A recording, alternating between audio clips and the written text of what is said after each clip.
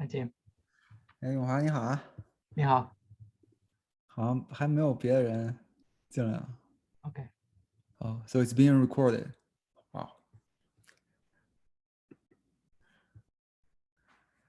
I guess I'll mute myself.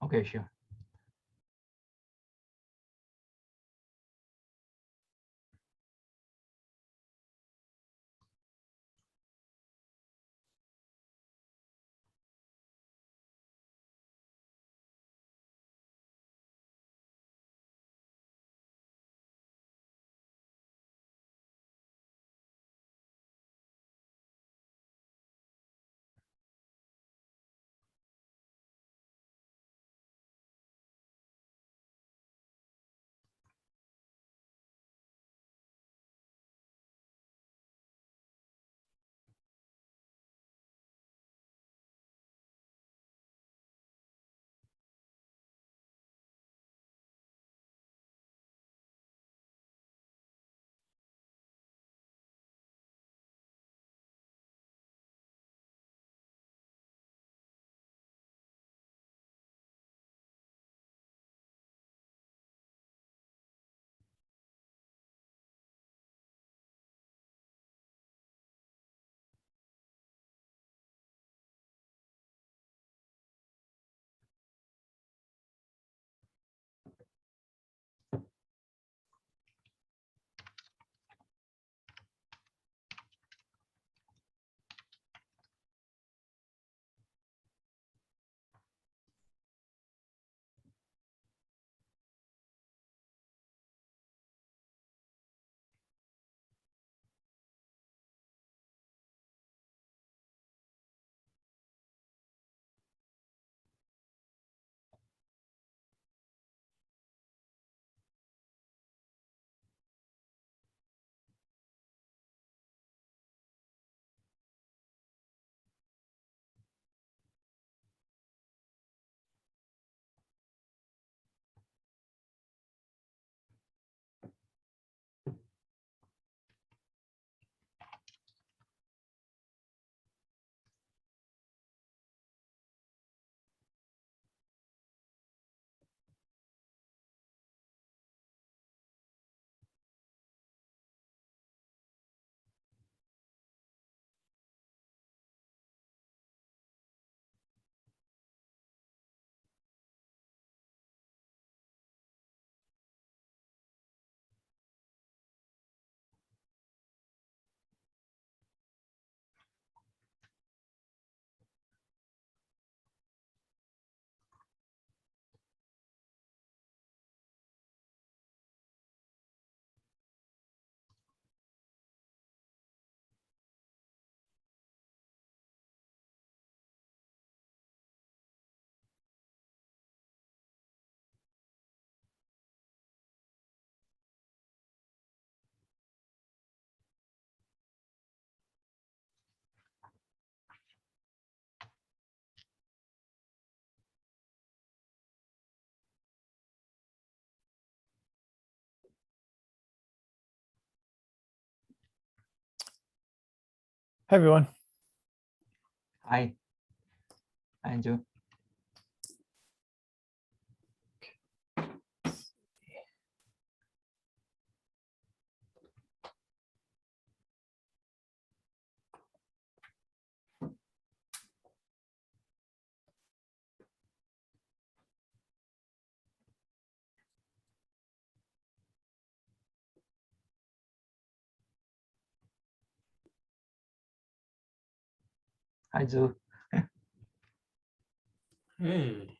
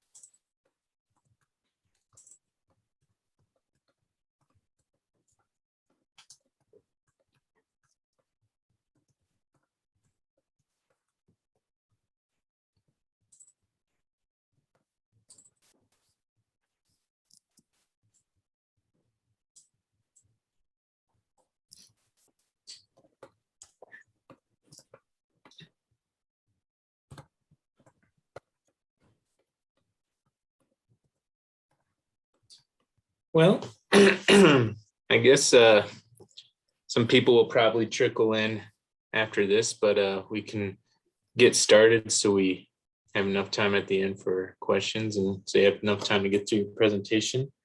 Just want to say welcome to everybody for joining our seminar series. Today, we're going to have Dr. Zhuang present on deep learning on graphs for multi-omics classification of COPD. And he recently joined our group as an assistant professor, just graduating from the University of Colorado with a PhD in biostatistics. And he's particularly interested in omics analysis, machine learning, and deep learning. So he will be a great asset moving forward for people looking to do that type of research.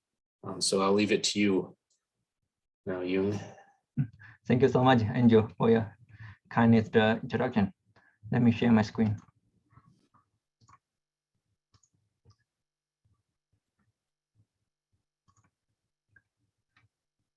Can you guys see the screen now? Okay. Hi, good afternoon, everyone. And today I would like to briefly talk about my dissertation study, and it is the deep learning on graph for multi-omic classification or COPD. And here's kind of today the talk agenda. At the beginning, I would like to give you the introduction, and I will talk about the general introduction and describe data set. And then I will sequentially talk about the 3 M's. For each M, I will talk about its background, method, and result. At the end, I will talk about the novelty and limitation. And please stop me if you have any question during the talk. Yeah. And what is the COPD? COPD is a chronic obstructive pulmonary disease. It's a first leading cause of death in the United States, and it's a major cause for disability. COPD is a complex and heterogeneous disease. COPD can trigger by different factors. For example, smoking, air pollution, and genetic all of them can trigger the COPD. The COPD syndrome include a chronic cough, shortness of breath, and in the COPD airway, they often involve emphysema and chronic bronchitis. And for the COPD diagnosis, we can use the spirometrics to quantify the airway obstruction. And also we can use the CT scan to measure the percentage of the emphysema. And also we can use the GOLD to quantify the severity of the COPD. For example, GOLD 0 means a kind of healthy airway, and GOLD 1 is kind of mild COPD. GOLD 4 means kind of very severe COPD. And next, I would like kind of talk about the current COPD, the prediction model. As other kind of heterogeneous disease, it's very important to develop a model to predict the COPD. And some groups have used the clinical features to do that. One group in 2013, they used age and COPD-related research utilization to predict the COPD, and they can achieve about 63% accuracy. And another group, kind of in 2009, they used the age and COPD-related syndrome to predict the COPD.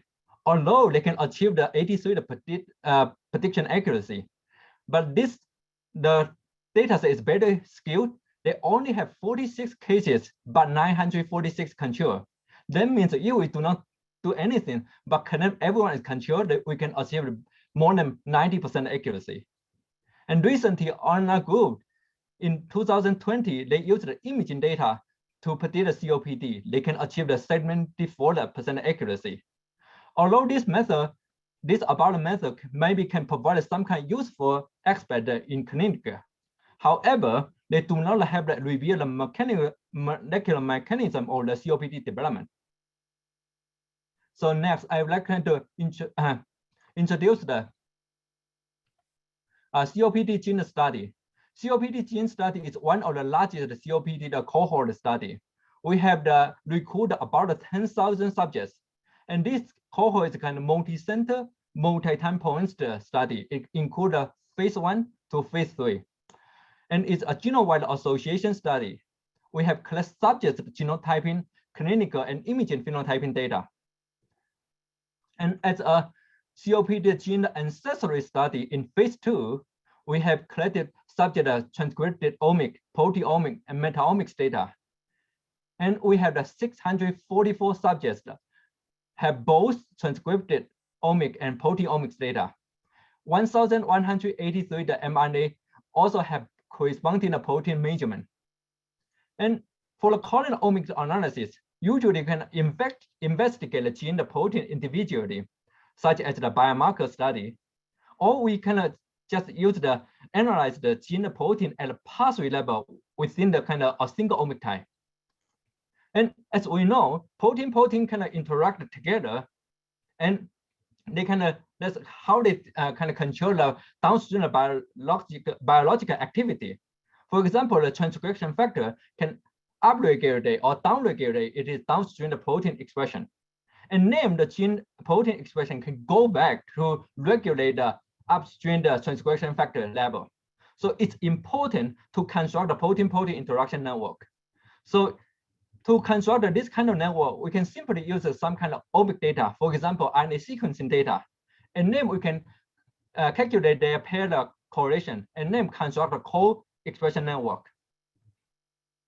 And the goal in this study is to develop a COPD prediction model to effectively integrate the different omics data and COPD associated protein interaction network information, while make sure this model is expandable. So next, I will briefly go over the classical machine learning method for classification. For example, if we want to predict a subject is healthy or sick, we can use the logistic regression, naive-based decision trees, supervector machine, random forest, or extreme gradient boosting, AG boosting, or sometimes we can even use the neural network.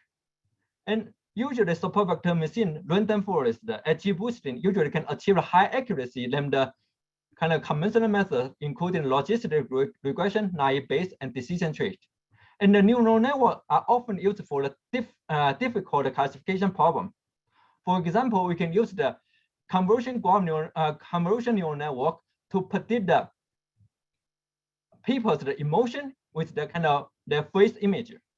However, this method are designed for the grid-like structured data, like image, but they are not appropriate for integrated network relationship in the form of a graph. For example, the protein interaction. There's no meaning for the order of the protein in the their data frame. So they are not grid-like, so we cannot use such like a traditional convolution neural network. And recently has some breakthrough on deep learning for graph, and it called a convolution neural network. It basically apply the convolution to graph data and then know the representation. It aggregate its own feature and its neighbors information. And then we can use the convolution there to extract the higher level of representation. And next, I want to use the image to describe the difference between the image the convolution and the graph convolution. You are familiar with the convolution graph neural network, and in the image classification, usually we use some sliding window. For example, here 3 by 3 and 3 by 3, and then we use this sliding window to extract the features of this sub area of the image. And for the graph, we do not this grid-like structure. So instead of the sliding window, we can capture their neighbor information based on the adjacency matrix. That's the difference between the regular image convolution and the graph convolution. And there are two categories of the convolution graph neural network. One is spatial-based, and this one more based on the random walk. It one of the popular method in the statistic, basically random walk and then explore their neighbors based on their their way. And the algorithm for this method include a deep walk and no to back.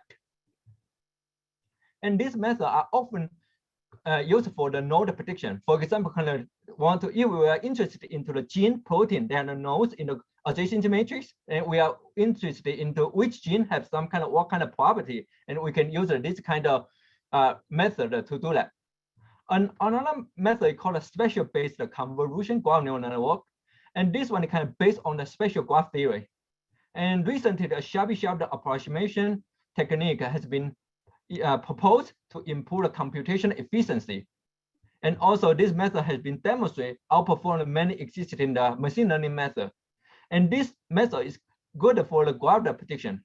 Basically, they can use the entire graph information and then to predict what is the probability of the graph. And in this study, we are kind of interested into the subject diagnosis, whether they have the COPD or whether they are healthy.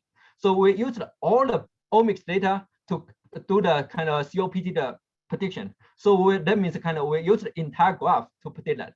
That's why later on we kind of focus on this one, spatial based convolution graph neural network. And for a graph neural network, we need to input into the kind of protein-protein interaction, have that kind of framework in there. And when we can achieve the, we can get a protein-protein interaction network is kind of go to the database. And one most comprehensive protein genetic interaction database is called STRING. And STRING database contain information from the different sources, including experiment such like gene expression, meta-omics data, or sometimes use the prediction database. Yeah, and also use the such like public literatures. And this data also, this database also is very, although it's very comprehensive, but there's kind of some limitation in there. They're not complete, although they can update quite often. And also they are not specific for certain disease because they can aggregate all the information together.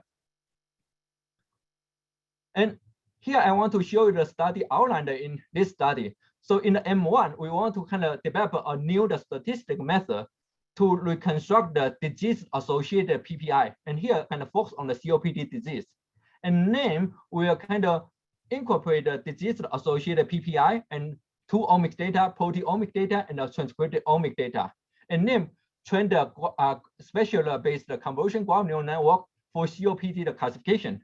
And later, we will use the experimental AI technology to identify the important key features for COPD classification in graph neural network. And let's focus on the M1 study for now. As I mentioned earlier, it's very important to construct a disease-specific network. And one way to do that, we kind of use the disease-related expression data, for example, RNA sequencing data or proteomics data, and then we can calculate the pair correlation network based on the standard pair correlation. And one popular method for this one is called weighted gene code expression network analysis, WGCNA. Maybe some of you already hear this method. It's very popular. And one weakness for this method is that it does not account for the dependence. It often leads to very dense network. Basically, for example, if you are interested in the gene A, B, C, and if gene A regulates gene B regulates gene C, but when you calculate the standard pair correlation, you will see that all the correlation exist. For example, the correlation between A and C also exists. So a better method, we can use the conditional correlation network to do that. So we, for example, if we can condition on the B, the A and C will become independent. And one of the popular methods to do that is the graphical lasso. However, the graphical lasso often do not have enough power to calculate the adjacency matrix. So to accomplish kind of this weakness, we can borrow the framework of the Bayesian.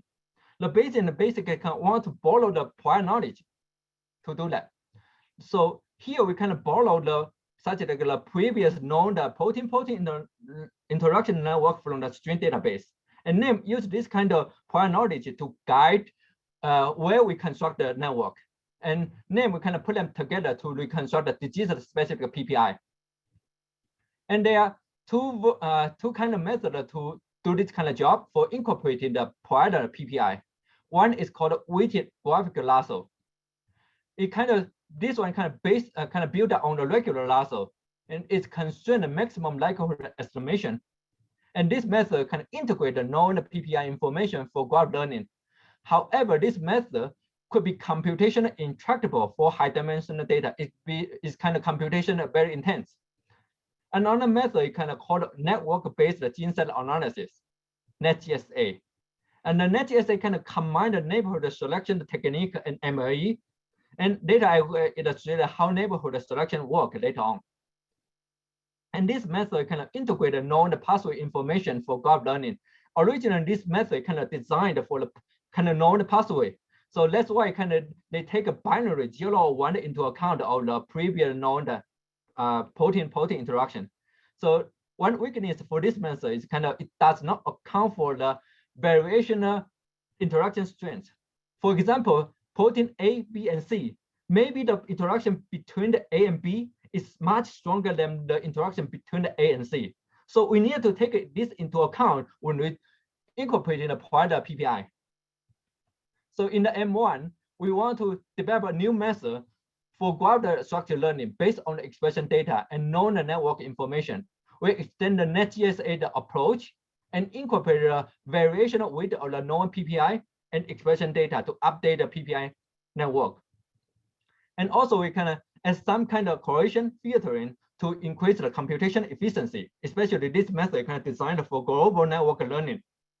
Sometimes it kind of has the more than thousands proteins that we want to estimate.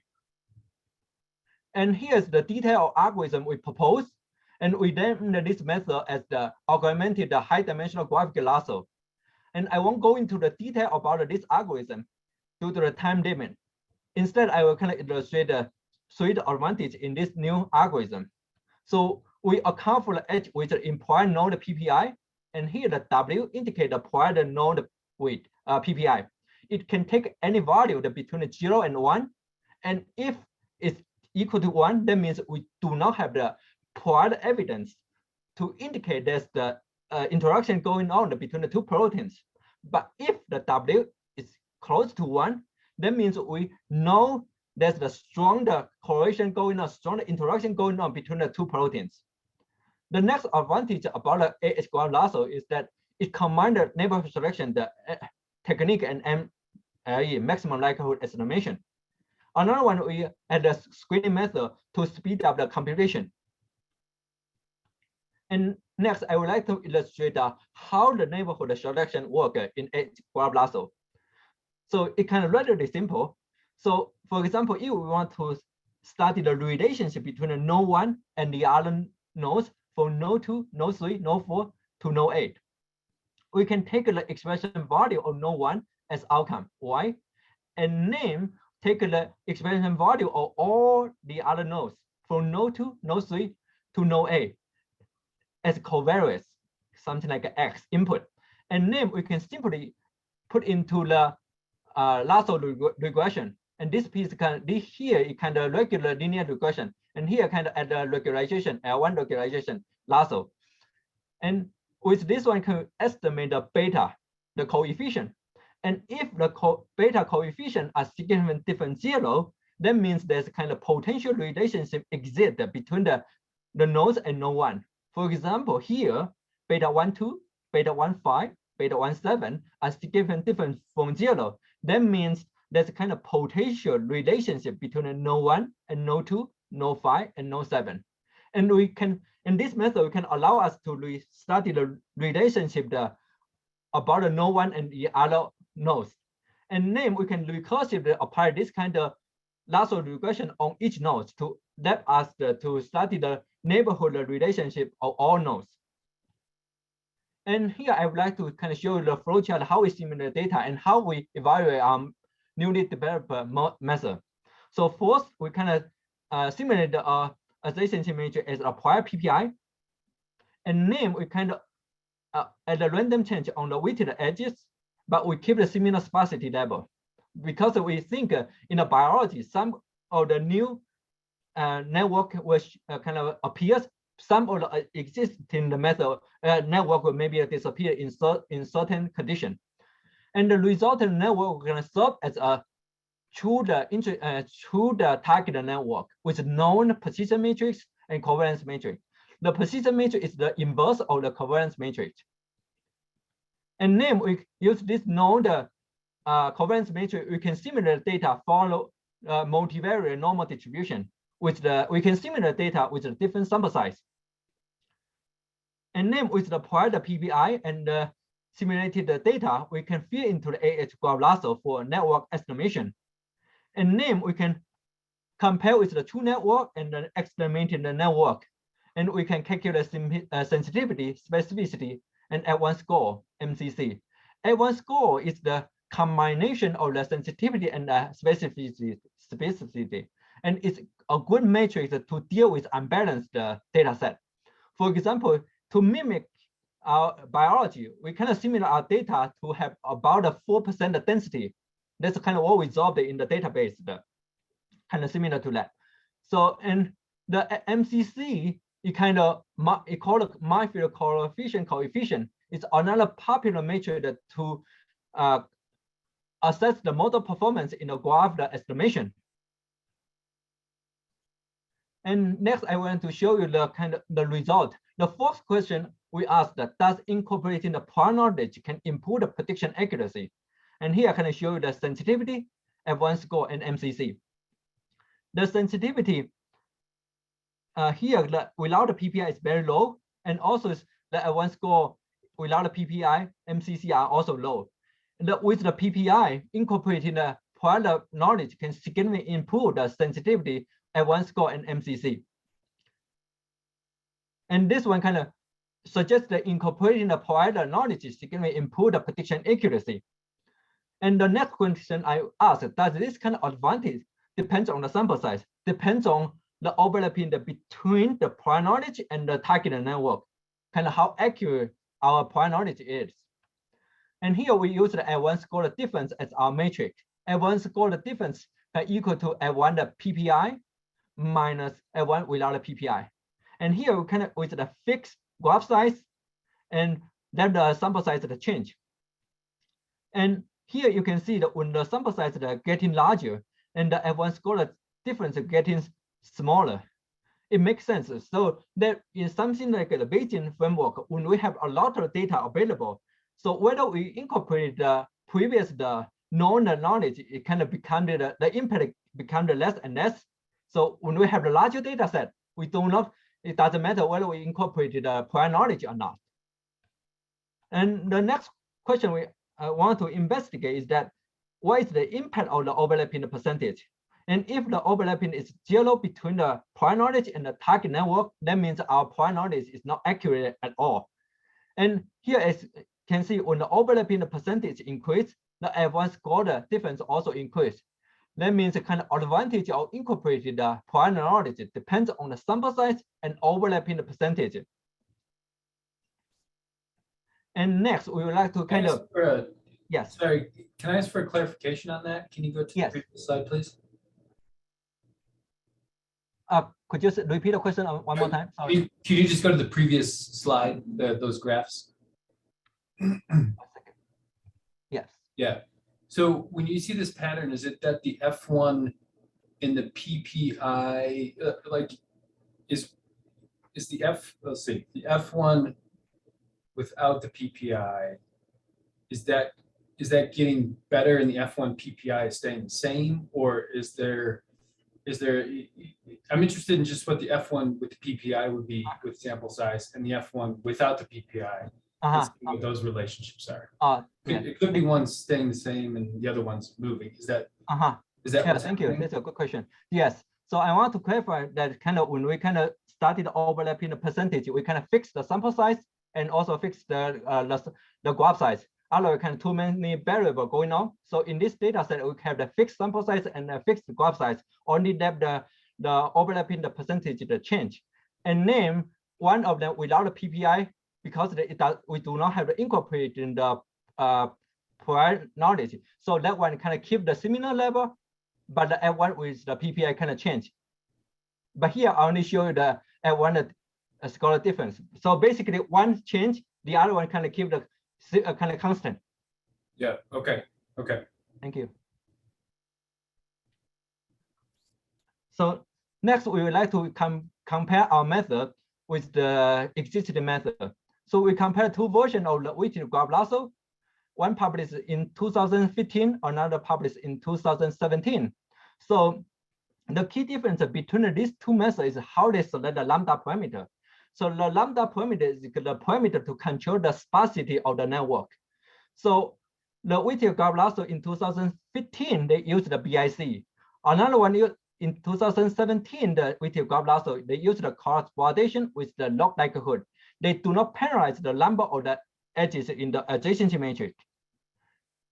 And also we compare the NetGSA. The key difference between our method and the NetGSA is how to incorporate the prior knowledge. For the NetGSA, they take a minority into account. Our method take the continuous weight into account. And also the AhGlasso has the cross-validation to make sure the kind of is more stable. And also we have the screening method to increase the computation efficiency. Also, I want to mention that in the NetGSA, when they calculate the BIC, they based on the log likelihood. But because this kind of estimation is based on the penalized log likelihood, so kind of change that into the penalized log likelihood when we calculate the BIC. And here I want to show you the result of the method comparison. And I show you the kind of panel A kind of sensitivity, panel B at one score. And here the blue line represent the Whittier Lasso 2017. This method can achieve very high sensitivity. It kind of highest one. However, you kind of go into the F1 score, F1 score is really low. The reason for this one is this method, you kind of use the log likelihood to select a lambda. And this one do not penalize the number of the edges. So when you just use the log likelihood to kind of select a lambda, basically you can put as many as the barrier in there, you can have always has a higher likelihood. That's why they kind of their estimation adjacent matrix is very dense. They kind of claim all of them kind of non-zero. That's why can achieve a very high sensitivity, but the specificity is really low. That's why the F1 score is low here. Let's focus on the other three methods for now. So the red line represents the AhGlasso, the one we proposed. And this one can achieve a higher sensitivity than the other two methods, Whittier Lasso 2015 and the NetGSA. And also you kind of go into F1 score. Our method can achieve the higher the F1 score than the other three methods, especially when the sample size is small. So this method kind of designed for when we have sample size limited. Yeah, so in the sample size limited, our method has a better performance than the other three methods. And also we kind of investigate the impact of the overlapping the percentage. So here, as we can see here, the F1 score of the AhGlasso is higher than the other three methods. And name the difference there getting larger when the overlapping percentage increase. And taken together, our method can outperform the conventional method. Next, we like to kind of compare the computation efficiency. So here kind of fixed with the fixed sample size, but we kind of allow the graph size change. So we simulate the graph size from 400 to 3,000. And then when the graph size equal to 3,000, and name the AhGlasso 2015 and Whittier Lasso 2017 take about 7 days to accomplish. And our method and the NetGSA take less than 1 day. And also here you can take a close look. Our method AhGlasso also is faster than NetGSA because we have the kind of screening method on the top of that to speed up the process. So here can indicate AhGlasso is faster than Whittier Lasso when the network size is large. And name, we kind of want to use the COPD as a kind of real test to test our newly developed method. And because there is no ground truth in the human disease network, instead we cannot calculate this kind of F1 score sensitivity and so on. So instead of calculate that kind of matrix, we use the gold enrichment on the top half proteins on the estimate network. And here in the AhGlasso, we found the certified enriched gene set. And in the NetGSA, we found the 17 enriched gene set. Compare these two tables. We won't go into the detail about this table, but if we compare these two tables, we can find some kind of unique enrichment on AhGlasso. We found a cadherin pathway, cytokine signaling, chemokine of signaling, and in the AhGlasso, the estimated network. And all these three pathways has been demonstrated play important role for COPD the pathogenesis. And let me summarize what we achieved in the M1. Our newly developed AhGlasso can successfully incorporate the prior knowledge to improve the prediction accuracy in simulation. And also when the overlapping between the prior knowledge and the network of interest increase, AhGlasso has the better performance. AhGlasso outperforms conventional method in terms of accuracy and efficiency. And also AhGlasso can improve network inference for COPD. And the work in this M1 has been published. And the paper has much more data than what I described today. Yeah, I do not have time to talk about the kind of the detail, the other data. And let's move to the M2 study, with kind of the M1 learned the COPD associated PPI network with the 2 omics data, proteomics and transcriptomic data. And we can feed into the spatial-based convolution neural network. And name, we can use this one for the COPD classification. And the basic idea the basic input can include the omic data and the PPI. And let me kind of briefly go over the background about the spatial-based convolution ground neural network. A is kind of weighted adjacency matrix of graph G. It kind of one we kind of learned in the M1 with the AhGlasso. And the D is a weighted degraded matrix. And the Laplacian matrix, the L, is the graph G, the kind of L equal to D minus A. And name, we can do the eigenvalue decomposition. The U here kind of a complete set of orthonormal the eigenvector. And the middle one is kind of a diagonal matrix of the eigenvalue. And name, we can combine the graph the convolution theorem with the graph the Fourier transformation. The kind of this kind of formula look at kind of intermittent, but we can simply idea kind of we use the kind of extract the features of the original omics data in the framework of the graph. So X kind of original omics data, and the L it kind of indicate the protein-protein interaction, and name the filter kind of allow us to extract the higher level information. And here I would like to go over the current convolution ground neural network study in biology. And here's the one of the here's the first paper used the localized ground neural network in a biology study. They used this method for breast cancer prediction with the RNA sequencing data, and they can demonstrate that this method outperformed many conventional machine learning methods. And during my dissertation study, another group also used the convolution neural network for multi-omic integration. They integrate the RNA sequencing data, DNA mutation, DNA methylation, and they use this method to predict the cancer. And this paper was published several months ago. And here I want to kind of describe the extended convolution neural network in our study for multi-omic integration. And here with the strength of COPD associated PPI, and name we kind of extended work and incorporate 2 omics data, proteomics data, and the transcriptomic data. And name we can feed into the spatial-based convolution neural network, and name we extract the features for proteomics and transcriptomic data separately, although we use the same filter to reduce the computation burden. And for example, when we extract the proteomics, we can have the graph the convolution layer and name conjugated a pooling layer to reduce the number of the learned features. And then we can repeatedly add the layer of the graph the convolution and pooling as much as we can as needed. And name the learned features of the proteomics and the transcriptomics data will be concatenated and name feed into the fully contented layers. And here kind of also called such like a multi-perceptron. And at the end, we use the subnetworks to calculate the COPD probability. And here's the name. We use the Opportuna, the Python library, to optimize the convolution graph the neural network architecture. And here's the final architecture we chose. We have the total, we have 5 layers. The first 2 layers are related to graph the convolution. And the next two layers related to fully connected layer, and the last layer is the submax.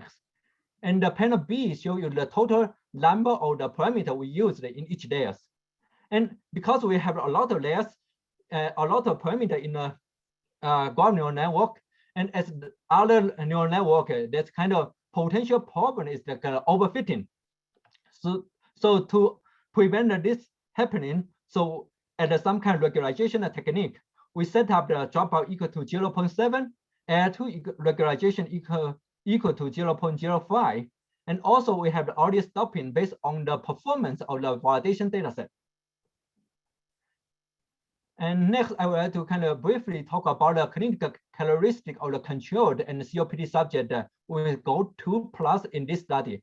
We have 296 controls, 248 COPD with goal equal to 4, and the goal equal to 1, the COPD subject has been removed because there's diagnosis uncertainty per discussion with the clinical expert. And here I would like to show the flowchart of the prediction model in this study. With the expression data, we can randomly split it into 80% and 20%. 80% will serve as the training and validation, and the 20% will serve as the testing. So the 80% of training and validation, we use the 4-fold cross validation, 3-fold for training, 1-fold for validation.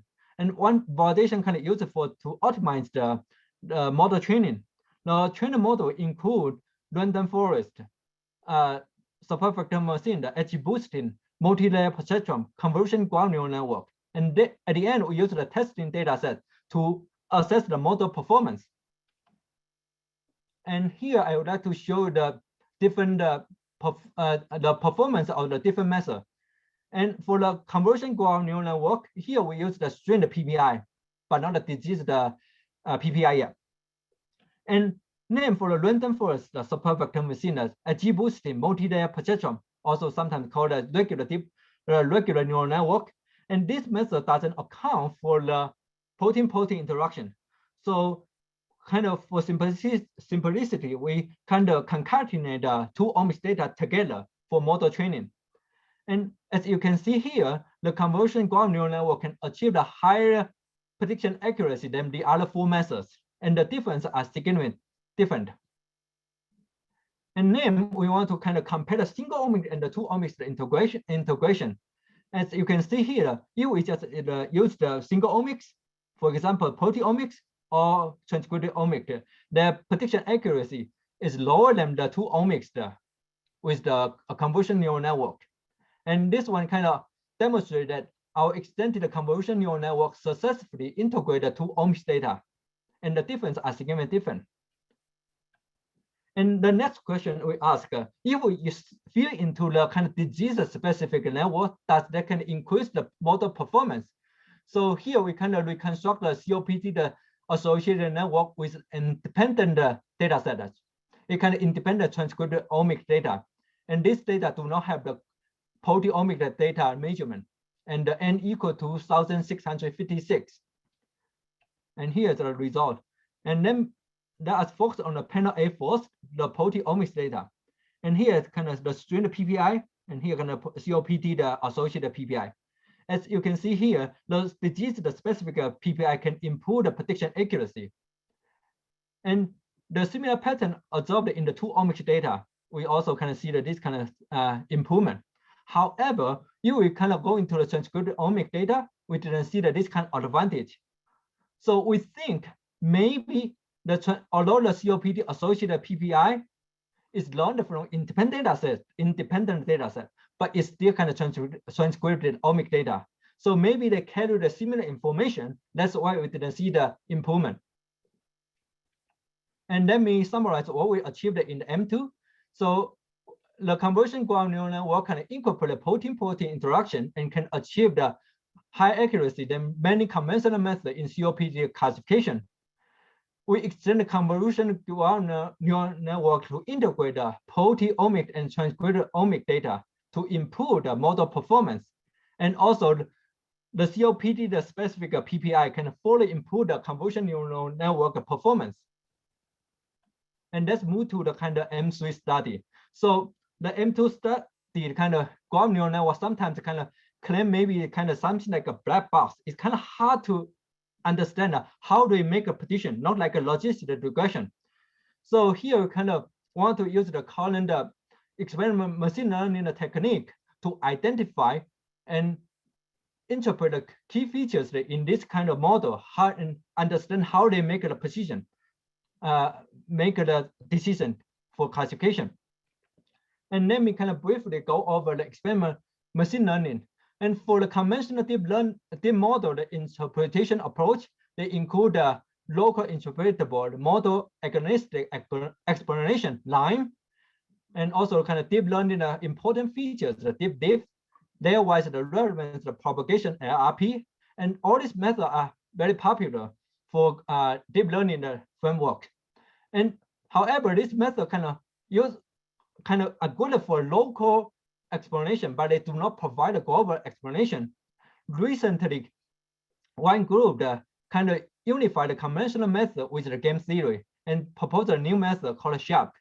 And the SHAP can explain the model globally and locally. When they explain the model globally, they can provide something like an important score in the random forest, something like that. Yeah. And here's the formula how to calculate the SHAP. And although it's kind of complicated to calculate SHAP, but if the procedure kind of very simple, it kind of include 2 steps. So the first step basically kind of put out the features at some kind of random change on the features, and then feed into the black box, the graph neural network model, and then we can calculate the change of the prediction. With the change of prediction, we can calculate the contribution value of the features. And this one can allow us to calculate the SHAP value. And here I want to show you the top 20 the important genes and protein for COPD classification. And this one kind of provide a global explanation.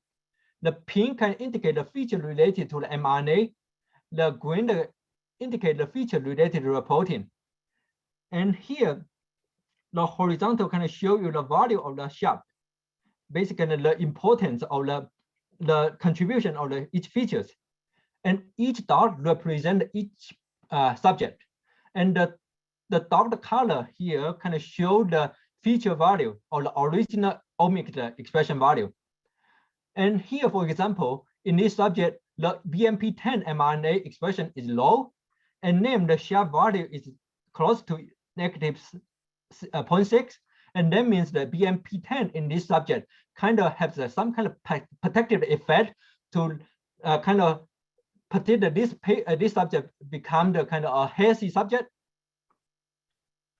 And with the kind of top important genes, the proteins, we can identify let us kind of identify the key subnetwork. And here kind of identify the 4 subnetwork. And in the subnetwork A, they include the CD40A, KIR3, DR2, IL2, CXCR11. And this one kind of related to a cytokine pathway. And the cytokine pathway has been demonstrated to regulate inflammatory and immune response. And this 4 protein has been demonstrated to play important role in COPD development. And in the subnetwork B, they include DBNL, PGL1, the RP1, TLR2, toll-like receptor 2, and these proteins kind of are related to a toll-like receptor pathway, and they're important for immunoregulation, and also they play the important role in COPD exacerbation. And next, I would like to use the SHAP to kind of illustrate how SHAP provide a local and individual explanation, and demonstrate how convolution graph neural network model make a prediction individually. And here I take 2 subjects for illustration. For subject 1255AP, and this one is a control subject, and the output of this model is kind of 0. That means the kind of predict them as the healthy subject, and the base value basically if can indicate the probability we will predict if we do not know anything about this subject. We kind of 0.48 close to 0.5. That means if we do not know anything about this subject, basically we just use the average for estimation. And the base body is close to 0.1. That means we are not certain at all whether this subject is healthy or they have the COPD. And name here, the bottom here, the different color kind of indicate different key features. The red color indicate kind of include the HAT1 mRNA. The blue kind of has the CD226 mRNA. The different color indicate kind of which direction that they drive the prediction to be. So for example, CD226, the blue color kind of has the protective effect. And the head one kind of drive this one prediction will go into become the COPD. And let's move to the subject 15366. And this one is a case, and this the import and the prediction is 1. So they predict that as the COPD subject. And the key features they include the CCL25, CCL1. And let me summarize what we achieved in M3. We use the SHAP to expand the convolution ground neural network model for COPD prediction globally and locally. We identified the important genes, protein, and significant subnetwork in COPD prediction. And the manuscript related to M1, M2, and M3 will be submitted very soon. And let me briefly discuss about the novelty in this study. Our newly developed method can outperform the conventional method in terms of accuracy and efficiency. And also we can first extend the convolution ground neural network to integrate the proteomics and transcripted omic data. And also we can incorporate the disease-specific PPI network for to increase the ground neural network performance. And also we use the SHAP to identify the key features that related to COPD development. And next, I would like to talk about the limitation about this study. So in this study, we kind of relatively smaller sample size.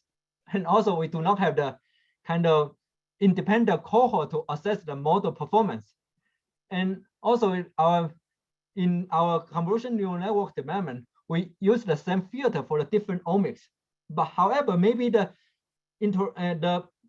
filter, so like the interaction between the genes and the interaction between the proteins may be different in the biology. But here we kind of use the same filter to reduce the computational burden for now.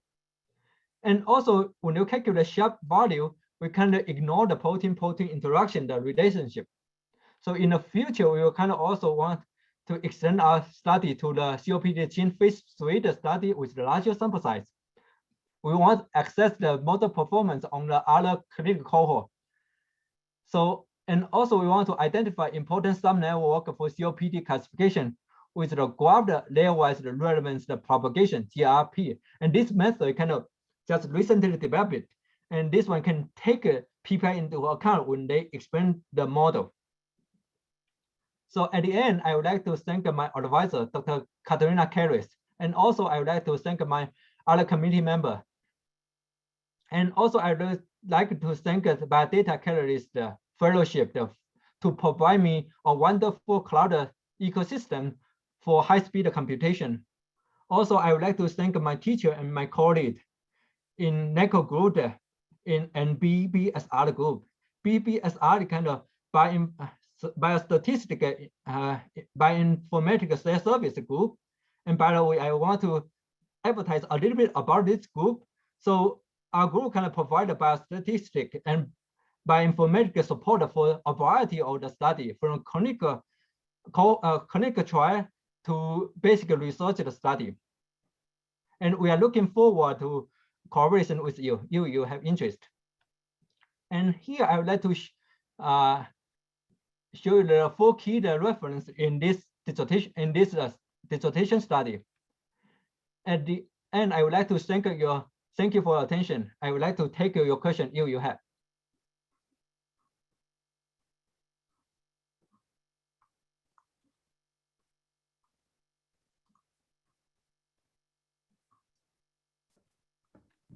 I have a question here. With all of these multi-omics integration techniques, I'm always curious, we see it's quite a lot of effort for a relatively, and I'm not trying to be harsh here, but a relatively small increase in accuracy of the model. And I like that you're getting the feature importance. I think that's of critical interest to people that need to know the molecular mechanisms. How many of those important features do we perhaps not see by doing the single omics approaches? So are you seeing anything here that's an important feature, or even maybe it has to be a group of features that we wouldn't otherwise pick up? Because I think that would be really interesting if you were. Yeah, thank you. That's a really good question. So this one we kind of, I didn't show the result here. Kind of, sometimes in another study, kind of the one we kind of published in the in another study, kind of we used similar like this one, but also we kind of compare a single omic study. But that one that's another method I derived called SMCCNet. And that one we compared two omic studies and the single omic study. That on the single omic study, that one we kind of use just the simple linear, simple t-test, and that one that asked to compare. And that one kind of our method can identify the subset the one didn't identify in the single omic study. Yeah. So this one is kind of similar when we compare it with the kind of we compare with the key features identified here. Some of them was identified in the kind of simple differential t-test. So, but we want to mention that this one kind of not kind of replacement. It kind of more like a supplement of the single omic with the kind of single omic study. Kind of also some kind of important feature didn't identify, was not identified in the kind of simple t-test. Does that make sense? Yeah, I agree. I I think they definitely complement each other. And yeah, and I think you touched on something that I've sort of thought about with some of these, which is that some of these techniques tend to pick up things that may not be individually strong enough to show up in the single omics, but sort of collectively they contribute. And I think that can be, or subtypes within a particular condition could be of interest. Yes. Thank you. Yeah, that's really good question. Yeah.